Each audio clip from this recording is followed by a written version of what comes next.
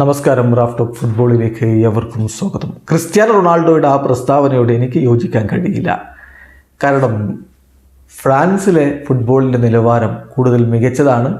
Saudi Arabian ടീമുകളുമായിട്ട് French ലീഗിലെ ടീമുകൾ കളിച്ചാൽ ഉറപ്പായിട്ടും വിജയിക്കും. അതിപ്പോൾ ആളുകൾ കരുതുന്ന പോലെ അത്ര ഈസി ആയിട്ടായിരിക്കില്ല, എങ്കിലും ഫ്രഞ്ച് ടീമുകൾ വിജയിക്കും എന്ന് പറയുന്നു ഏദൻ ഹസാർഡ്.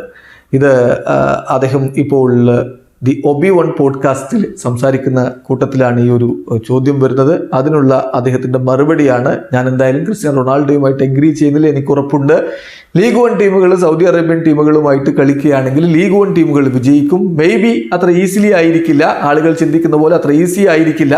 ബട്ട് ഫ്രാൻസിലെ ഫുട്ബോളിൻ്റെ ലെവൽ കൂടുതൽ മികച്ചതാണ് എന്നാണ് അദ്ദേഹം പറഞ്ഞത്. കൂടുതൽ വിശദമായിട്ട് നോക്കുകയാണെങ്കിൽ അദ്ദേഹം പറയുന്നു, ക്രിസ്ത്യാനോ റൊണാൾഡോയുമായിട്ട് ഞാൻ എഗ്രി ചെയ്യുന്നില്ല.